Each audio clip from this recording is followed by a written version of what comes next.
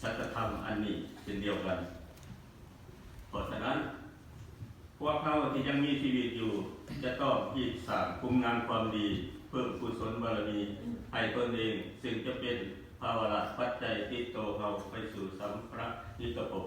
คือดุชิตบุรีดินแดง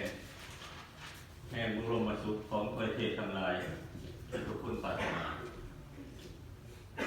ลำดับต่อไปแม่นพิธีทางศาสนาข้าพเจ้าขอเรียนเชิญถาดคำเพียรคำวงเดือนออกมาเป็นผู้นำพาทางศาสนาขอเรียนเชิญ